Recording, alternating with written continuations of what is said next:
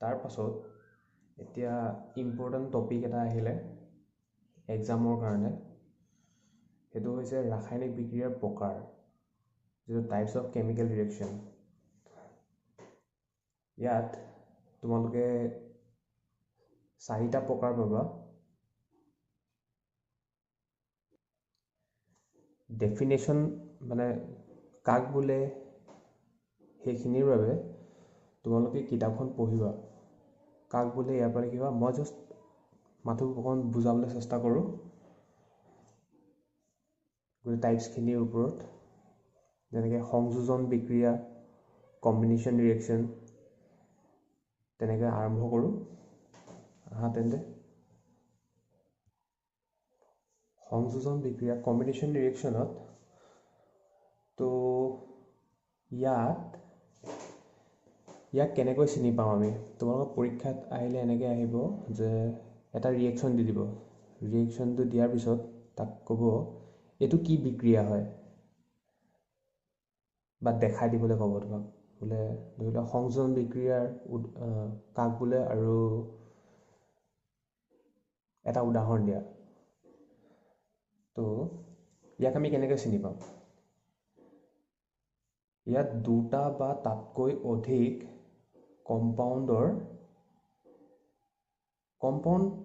আৰু elements react কৰি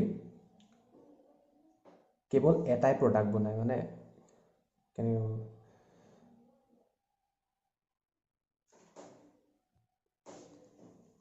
ইয়াত যেনিবা ধৰিলোঁ A আৰু B 2টা এলিমেণ্ট হয়। এই এলিমেণ্টৰ পৰা অকল এটাই প্ৰডাক্ট বনিব। ইয়াৰ এক্সাম্পল তোমালোকে নিজে বনাব পাৰিবা চাগে। তোমালোকক আগৰ ক্লাছকেইটাত মই কৈছিলোঁ, তোমালোকৰ মনত পৰিছে নাই গম নাপাওঁ। আগৰ ক্লাছত পাহৰিলে চাগে তোমালোকে, তথাপিতো মই কৈ দিছোঁ এক্সাম্পল হিচাপে। আৰু এইখিনি মনত ৰাখিবা তোমালোকে, কেনেকৈ সংযোজন বিক্ৰিয়া হয়। যেনেকৈ হাইড্ৰজেন আৰু অক্সিজেন মিলি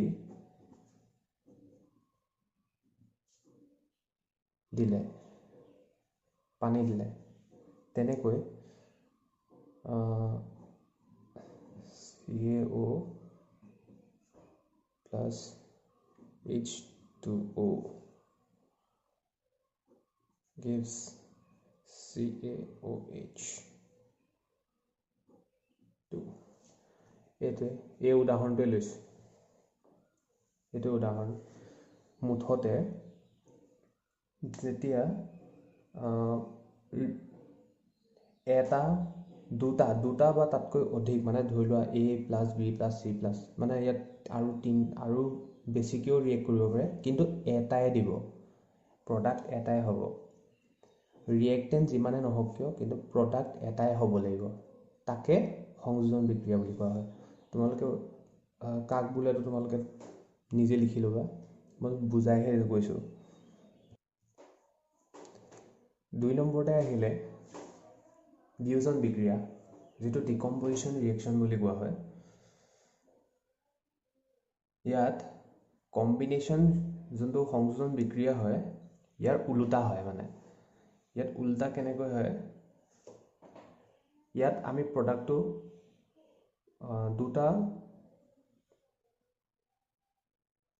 দুটা বা তাতকৈ অধিক মানে কম্পাউণ্ড আৰু এলিমেণ্ট লগাই পেলাই আমি এটা প্ৰডাক্ট পাইছিলোঁ। কিন্তু ইয়াত হ'ব কি, ইয়াত এটাই কম্পাউণ্ড, এটাই এলিমেণ্ট থাকিব। সেই এলিমেণ্টটো ভাঙিব লাগিব। ভাঙিবলৈ হ'লে তোমাক এনেতো আমি ধৰি ল'লোঁ আমি এখন গ্লাছ ভাঙিলোঁ বা কিবা ভাঙিলোঁ, তাৰ কাৰণেতো আমি হাতেৰে ভাঙিব নোৱাৰোঁ বা কিবাই ভাঙিব নোৱাৰোঁ, হাতুৰী বা কিবা লাগিবই। তেনেকুৱা ধৰণে এই কম্পাউণ্ডটো ভাঙিবৰ বাবে ভাঙি এইটো প্ৰডাক্ট পাব লাগিব। কিবা এটা ভাঙিবলৈ তোমালোকক এনাৰ্জি লাগিব, নিজে নিজেতো ভাঙি নাযায়। ইয়াৰ ওপৰতে বেছ কৰি আকৌ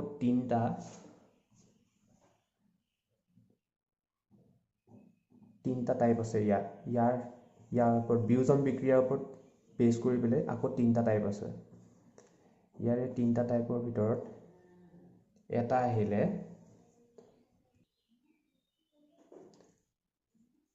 তাপীয় বিয়োজন বিক্ৰিয়া, যিটো থাৰ্মেল ডিকম্পজিশ্যন ৰিয়েকশ্যন বুলি কোৱা হয়। ইয়াত তোমাৰ source of energy মানে বিক্ৰিয়াটো ভাঙিবৰ বাবে ইয়াত তাপৰ প্ৰয়োজন হয়, হিট লাগে। তো ইয়াৰ এক্সাম্পল ইয়াত আছে, কিতাপত আছে, তোমালোকে তথাপিতো পঢ়িবা। CaCO3 মানে A, এইটো কি হ'ল? এইটো হ'ল এলিমেণ্ট। এতিয়া ইয়াৰ পৰা প্ৰডাক্ট কি বনিব? যেতিয়া ইয়াক আমি হিট কৰিলোঁ, গৰম যেতিয়া দিলোঁ, গৰম কৰোঁতে CO, যদি ইয়াত লিখাই আছে চূণ, শিল আৰু পোৰা চূণ, ইয়াত লিখাই আছে, যিটো এটা গোটা হৈ যাব যেতিয়া ইয়াক গৰম কৰি দিয়া হ'ব চূণ শিলটো, তেতিয়া এটা পোৰা চূণটো গোটা অৱস্থাত থাকিব আৰু এইটো গেছ হৈ পেলাই ওলাই যাব। তো ইয়াকে কয় তাপীয় বিয়োজন।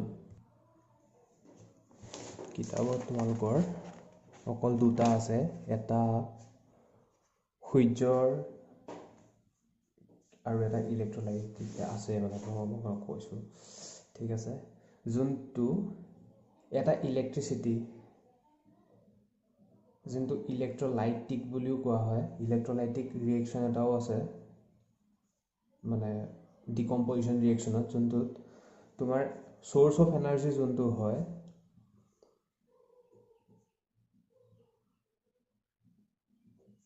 চ'ৰ্চ অফ এনাৰ্জিটো তোমাৰ ইলেক্ট্ৰিচিটি হয়, কাৰেণ্ট, মানে যোনটো কাৰেণ্টৰ পৰা উৎপত্তি হয়, তাৰ উদাহৰণ এটাও হয় H2O। যেতিয়া এইটো ইলেক্ট্ৰলাইচিছ প্ৰচেছৰ মাজেদি যায়, তেতিয়া হাইড্ৰজেন আৰু অক্সিজেন হয়। ইয়াৰো বিয়োজন বিক্ৰিয়াৰ এইটো এটা উদাহৰণ হ'ব। 3 নম্বৰটো তোমালোকৰ কিতাপত আছে, সেইটো হৈছে ফটোকেমিকেল, মানে সূৰ্যৰ কিৰণ, সূৰ্যৰ পোহৰ। এইটো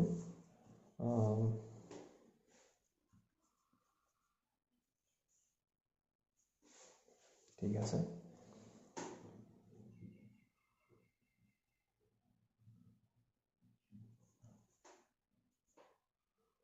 সূৰ্যৰ কিৰণ মানে সূৰ্যৰ পোহৰ পৰি পেলাই যোনটো ভাঙে, ইয়াৰ চ'ৰ্চ অফ এনাৰ্জিটো কি হয়? চ'ৰ্চ অফ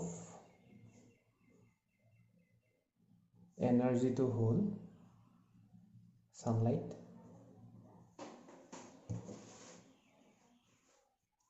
সূৰ্যৰ পোহৰ। ইয়াত তোমাৰ উদাহৰণ লৈ লোৱা AgCl, এইটো ইয়াতে আছে, কিতাপতে আছেই, তথাপিতো এক্সাম্পল হিচাপে দিছোঁ।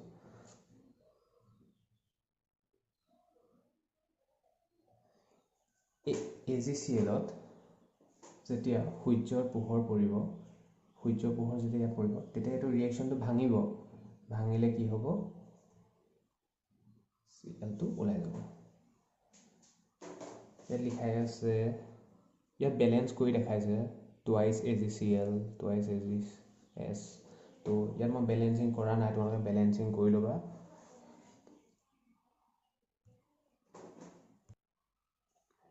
ইয়াৰে 3 নম্বৰটো হ'ল তোমাৰ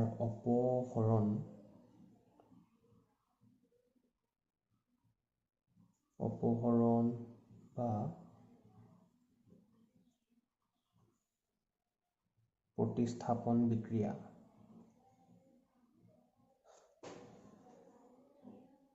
যি ডিছপ্লেচমেণ্ট ৰিয়েকশ্যন হয়।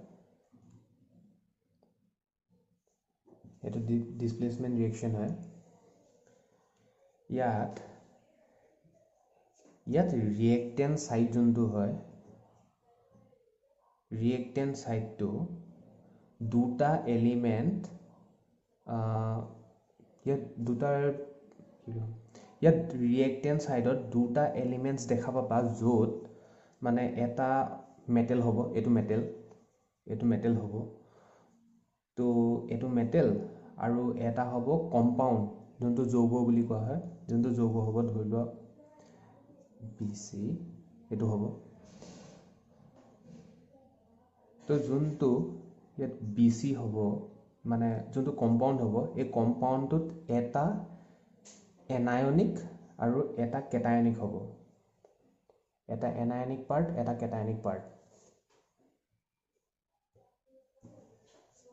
এটা এনায়নিক এটা কেটায়নিক পাৰ্ট হ'ব ইয়াৰে এটো মেটেল ধাতু হ'ব ইয়াৰে যোনটো B আৰু C আছিলে B টো তোমাৰ কেটায়নিক সৰি হেতু ভুল কেটায়নিক পাৰ্ট হ'ব আৰু ইয়াত এটো কেটায়নিক পাৰ্টটো সদায় মেটেল হ'ব কেটায়নিক পাৰ্ট মেটেল সৰি আৰু এটো সদায় এনায়নিক পাৰ্ট হ'ব যোনটো পিছত লিখা হয় মানে তো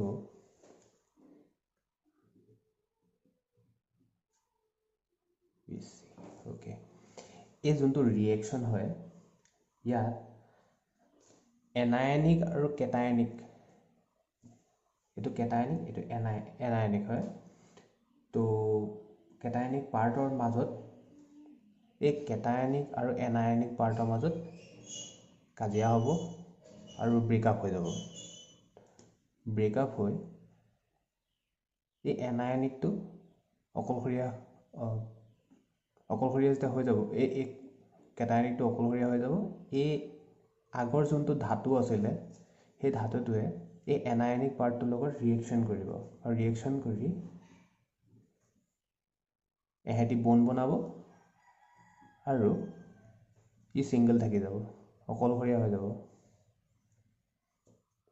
ইয়াত উদাহৰণ স্বৰূপে এক্সাম্পল হিচাপে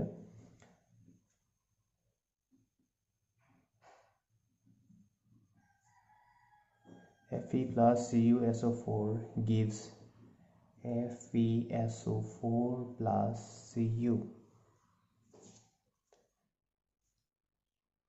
Zn আৰু উদাহৰণ লৈ লোৱা CuSO4 gives ZnSO4 plus Cu Pb plus CuSO4 gives PbCl2 plus Cu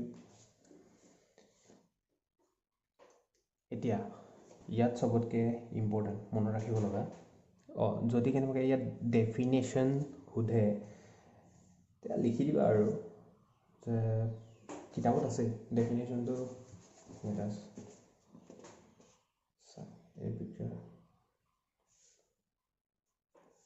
ইয়াতে ডেফিনেশ্যন পাই যাবা তোমালোকে কিতাপখন পঢ়িবা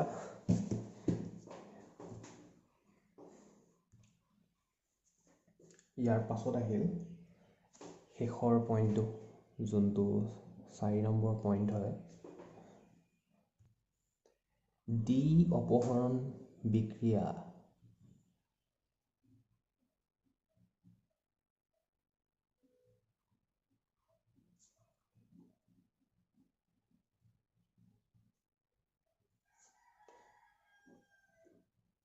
double displacement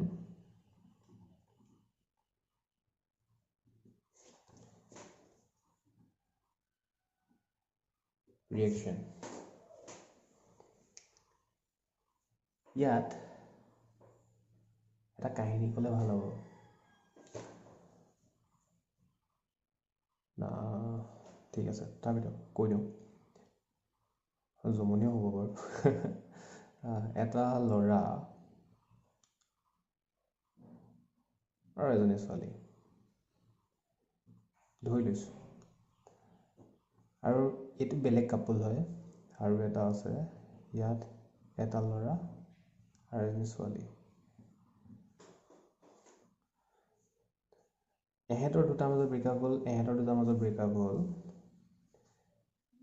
তাৰপিছত এই ল'ৰাটোৱে এই ছোৱালীজনীক পতাই ল'লে আৰু এই ল'ৰাটোৱে এই ছোৱালীজনীক পতাই ল'লে এই দ্বি অপহৰণ বিক্ৰিয়াটোতো একেই হ'ব কাহিনীটো তেনেকুৱাই হ'ব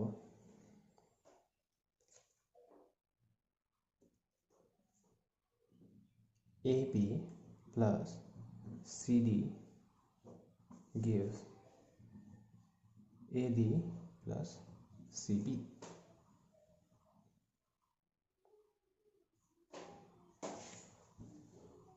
ইয়াত চালে গম পাব A D লগত ৰিয়েক্ট কৰিলে B C লগত ৰিয়েক্ট কৰিলে ইয়াতো কেটায়নিক আৰু এনায়নিক পাৰ্টটোৰ লগত কথা আছে যি কেটায়নটো সদায় আগত লিখে এনায়নটো পিছত আৰু কেটায়নটো সদায় ধাতু হ'ব এনায়নটো অধাতু হ'ব পাৰে বা কিবা বেলেগো হ'ব পাৰে হ'ল তো ইয়াৰ উদাহৰণ লৈ লওঁ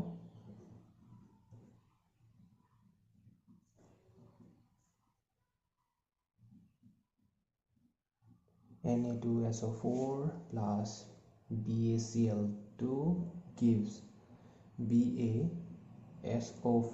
plus NaCl PbNO3 2 plus Ki gives PBI লেডৰ লগত হেৰি হ'ল আৰু KNO3 তো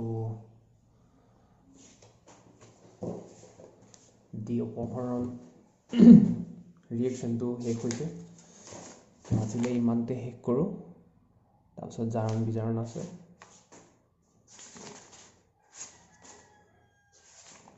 অনুশীলনী তোমালোকৰ কোৰ্চটো শেষেই হ'ব আৰু ফাৰ্ষ্ট চেপ্টাৰটো শেষ হ'ব কোৰ্চ বুলি নহয় তো আজিলৈ ইমানতে শেষ কৰোঁ ধন্যবাদ থেংক ইউ